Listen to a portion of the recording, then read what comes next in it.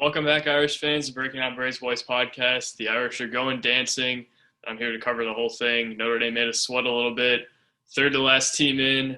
Almost got booted by some bid stealers. If Texas A&M had won, that would have made things a lot more interesting. There was a lot of concerns about how the committee saw Notre Dame's resume, but ultimately they did just enough to get a berth. They got in, and that's a step for this program and something that they should be proud of. Something that seemed pretty unlikely a few months ago. And although they're in a playing game, they got a berth, and that's progress. It's been since 2016-17 that they've done it. I was in middle school. I'm about to graduate high school. So it's certainly a step for this program, especially since next year seems to be their year that they really want to make some noise.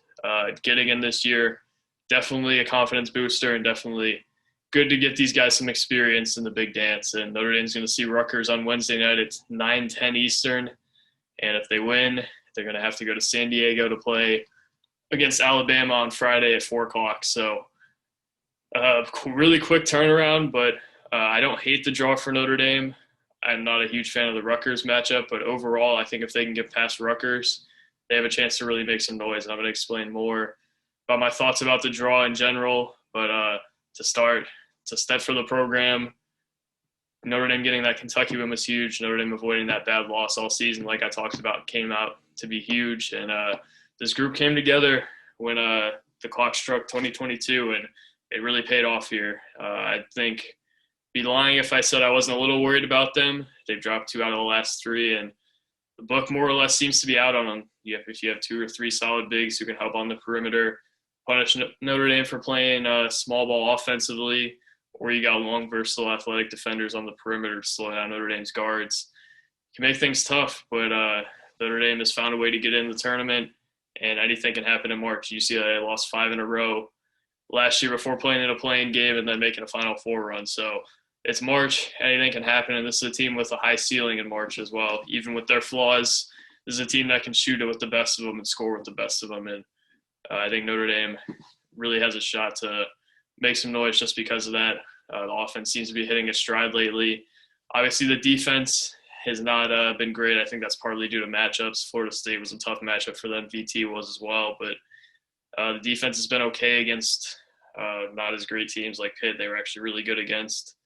I'm drawing a blank on who the last win they got before Florida State was, but I think they were good in that game. And defense, I think, is going to be what needs to step up here. Been pretty poor lately. That's mostly a matchups thing, which you can't fix all that much, especially with the 7-man rotation. But they don't seem to be at the same defensive level, and they're going to need to keep it up. They're going to need to get back to the defensive level they were at in February instead of March. And if they can't do that, then their tournament stay may be a little short-lived. But what's really going to drive them here is the offense. Guys like Cormac and Prentiss Hubb are playing their best basketball of the year. Blake Wesley is going to need to turn it on, same with Dane Goodwin. But they scored 80 points against Virginia Tech, a team that they don't match up all that great with, especially even on that end. They don't match up that well, but they dropped 80, scored 70 on Florida State, so they can do it. The offense seems to be hitting the stride a little bit, scored 84 against Pitt, but defense is going to have to help them out a little bit, and that's the responsibility of these seniors to really lock in defensively and maybe to kind of combat some of the mismatches they have. But I'd be lying if I said I wasn't a little worried about them.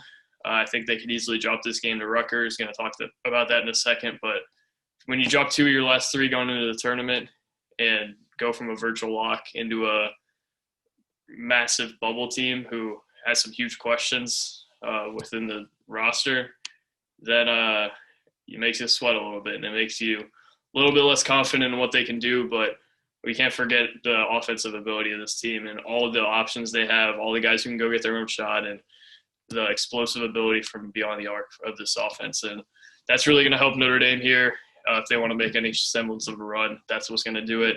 And they're going to need some help from that defense that struggled a little bit. But moving into the matchups, Notre Dame's obviously in the play-in against Rutgers. They play Alabama with a win. And then if they beat Alabama, they play the winner of Texas Tech and Montana State. That would be the first weekend. So I'm talking about that now. I'm not going to go into the whole tournament this episode. We'll cross that bridge if Notre Dame is advanced by if Notre Dame's playing next week, I will be doing a show similar to this next week. But we got to cross that bridge first before we can do that. Now we're looking at Rutgers, we're looking at Bama, and we're looking at Texas Tech and Montana State. I'm not going to look – with all due respect, I think Texas Tech's the team they're going to play, and that's who I'm going to look for.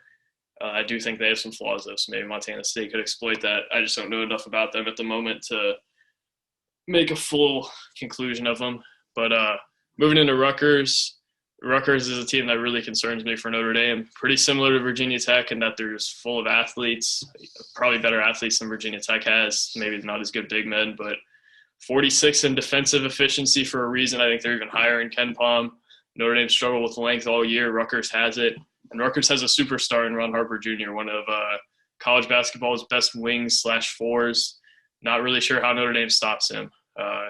Harper's about an inch taller and probably has 100 pounds on Cormac Ryan and Blake Wesley.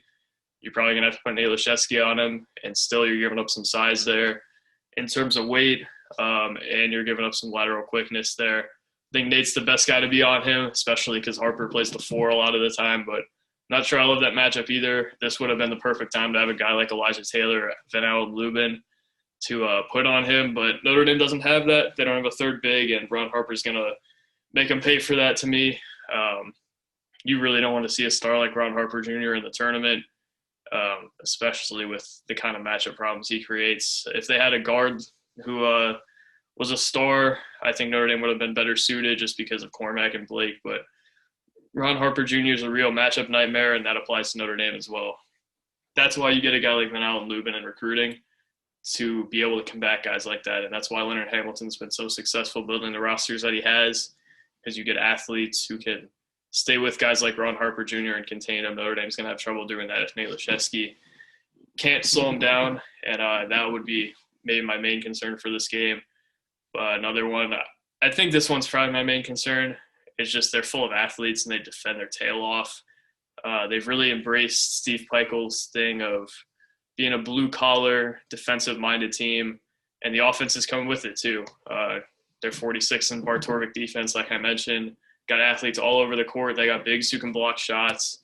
They got guys who can rebound, and they're tough. They're physical, and Notre Dame's certainly going to have some problems with that. Notre Dame's had problems with length all year when they're trying to generate offense. They've had trouble with physicality down low, and Rutgers has both those things. So physicality on the perimeter too. These guys aren't afraid of contact, and they're not afraid of a team like Notre Dame. So Notre Dame's gonna have to come out and hit shots. That's the way to combat that kind of stuff. It's the way to combat athletes. It's the way to combat physicality down low, is just by out shooting them, and that's Notre Dame's main. I think that's their main thing in this game that they have to do.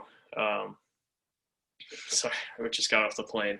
Don't mind the baggy eyes, but Notre Dame's going to have to outshoot Rutgers to have any chance at this game. And there's a lot of things they have to offset, which is why the line is what it is and why Rutgers is in the tournament. I think we forget that no matter how good the matchup looks, this team's in the tournament for a reason. And Rutgers fits that, and they're also not a great matchup. So I'm not sure I feel great about this. On Notre Dame's side is Rutgers is not playing their best basketball right now. Lost 4 of the last 6, almost lost to Penn State in the Big Ten tournament, have played significantly better at home than on the road or at a neutral site. So definitely keep that in the back of your head, that Rutgers has been at their best by far at home. Notre Dame's been a little bit better on the road this year. So maybe that plays a factor in it, especially because it'll probably be more of a Notre Dame crowd.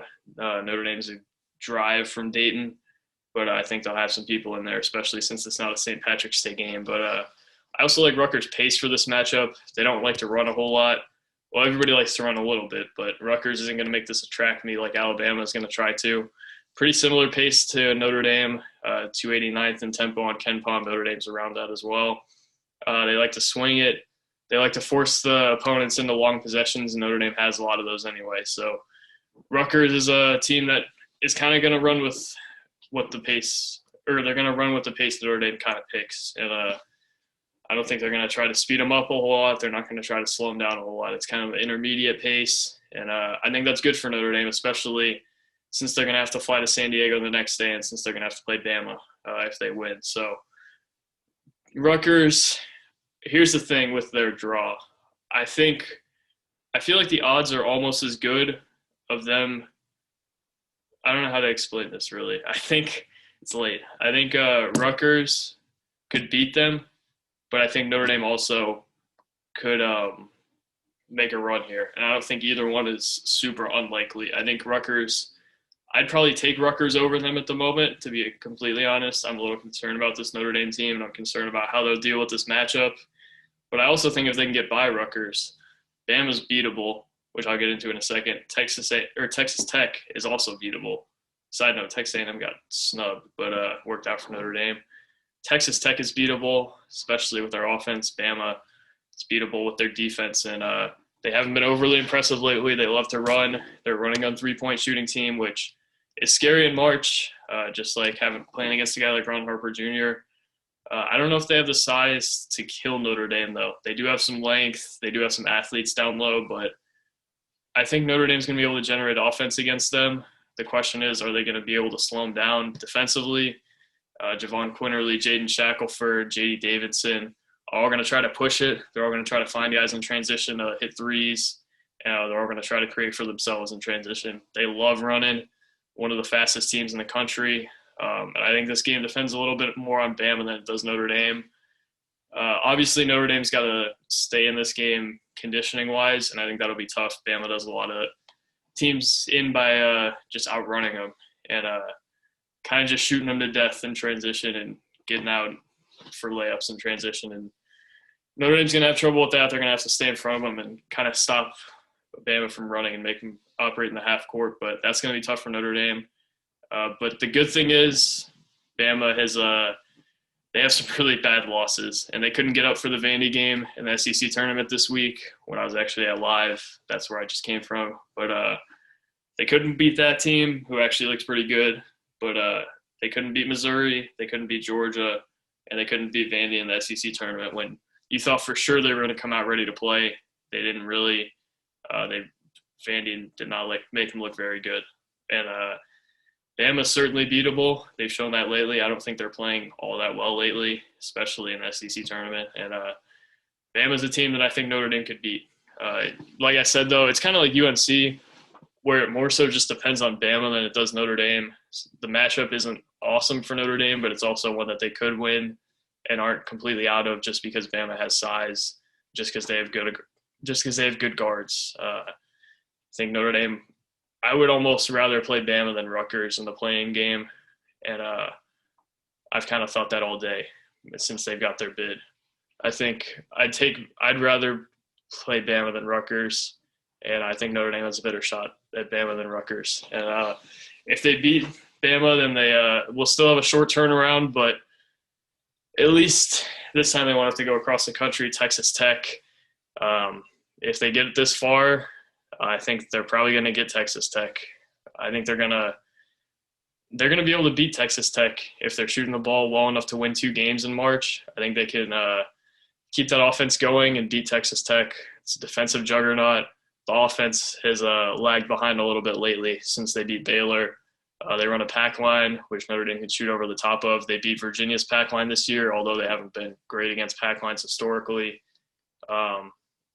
I'll do a show on other teams in Notre Dame's path if they win, but these are the 3 teams I wanted to show for now. I think Texas Tech is probably a better team straight up, but if Notre Dame's hot enough to win 2 games, especially against a team like Bama, I think they can certainly beat Texas Tech. Texas Tech don't have top-tier guys down low, not guys who are really gonna exploit Paul Atkinson and Nate Laszewski being skinny or anything like that. They don't have monsters down there. They just have solid guys all around. Terrence Shannon, I think, is really underrated nationally. Kevin McCullough as well. But Texas Tech, I think, is a very beatable team, especially if Notre Dame is in good enough shape to win those first 2 games. So my prediction, I think I'm just going to give a prediction because all my other predictions have been wrong.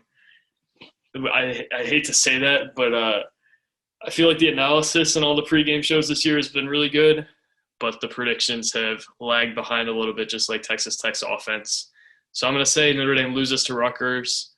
I'm not a fan of that matchup, really, but I think if they win, they certainly have a shot to beat Bama and Texas Tech. And I don't mind those matchups really at all, especially with the seniority of this group and the high potential of the offense throughout March. So Notre Dame has a really exciting stretch here. If I'm doing this show next week, that means that Rutgers prediction was wrong, but I called it now.